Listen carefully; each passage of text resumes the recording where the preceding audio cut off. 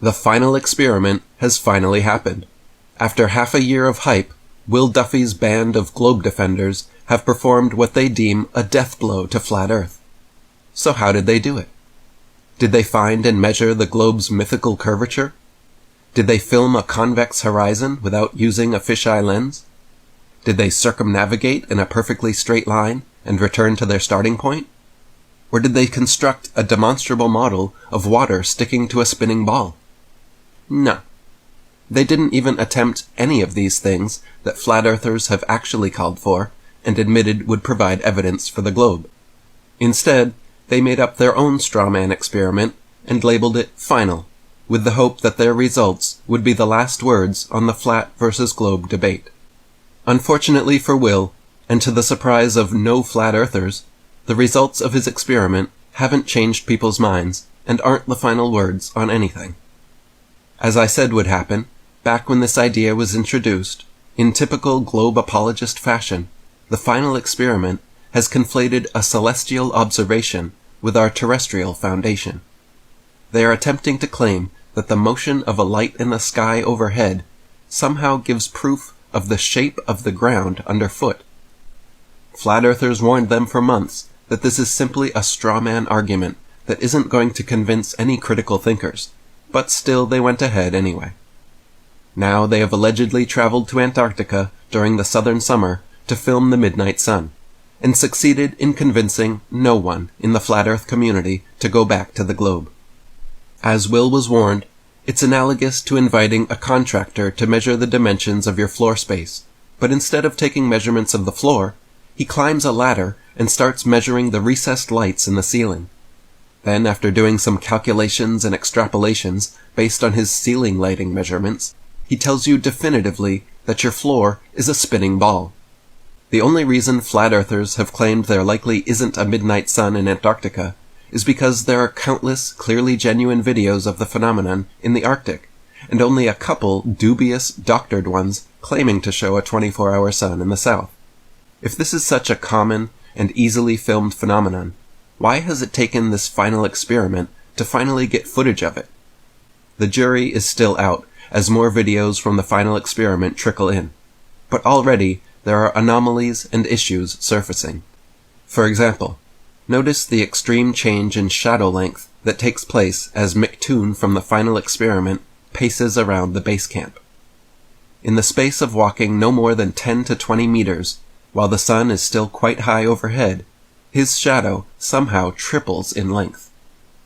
This is more what would be expected from a large overhead studio light than a heliocentric sun 93 million miles away. Personally, I am quite skeptical of both the footage and the people involved in this final experiment, but time will tell, as it always does. Now, let's assume all the videos of the Antarctic sun filmed by the final experiment crew are all 100% genuine and filmed in the exact location and time claimed. This still makes no difference to flat Earth.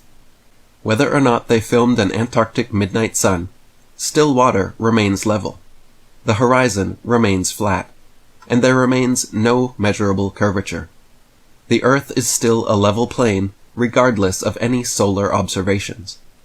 The motion of a light in the sky overhead cannot possibly prove the shape of the ground underfoot.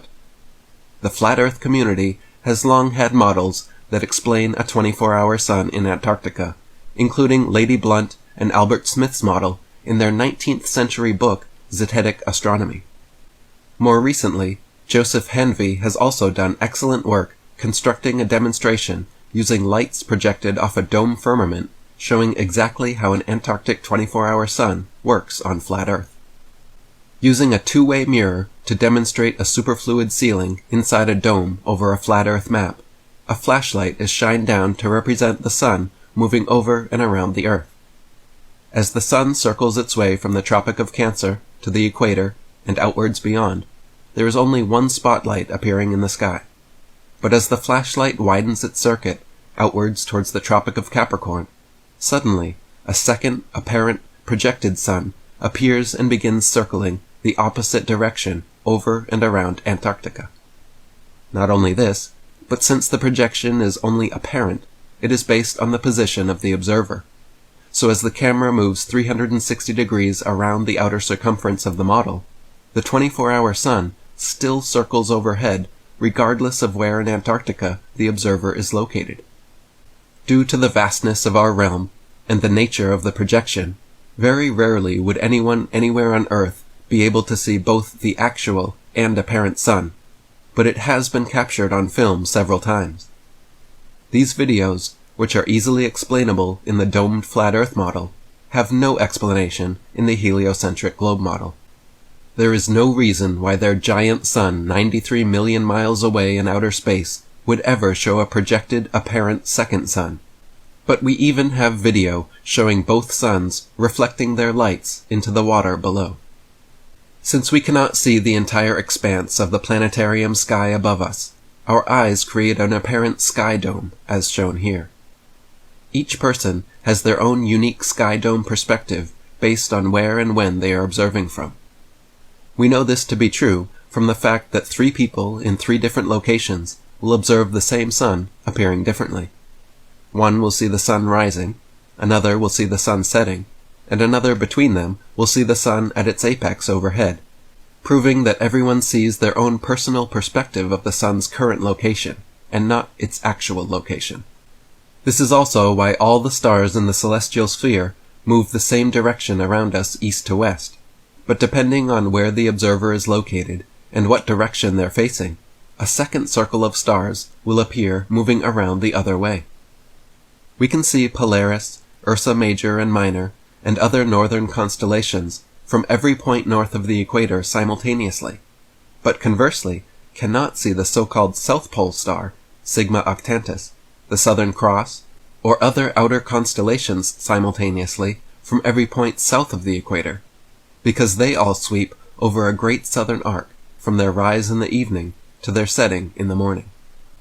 All of this just goes to show that regardless of what the sun, moon, and stars look like or what they're doing over our heads, has no bearing on what the Earth looks like or what it's doing under our feet. The final experiment, Strawman, whether the footage is faked or genuine, is simply an appeal to the sky fallacy, where these desperate globe apologists insist that a solar observation somehow proves the shape of our terrestrial foundation. The fact of the matter is, even Will Duffy himself, when asked point blank about this issue, admits his supposed final experiment hasn't actually disproved flat Earth at all. If there's a dome, if we're in an enclosed system, does that not mean that there are a whole lot of variables that we don't know about that could affect the lights in the ceiling? Yeah, I can grant that.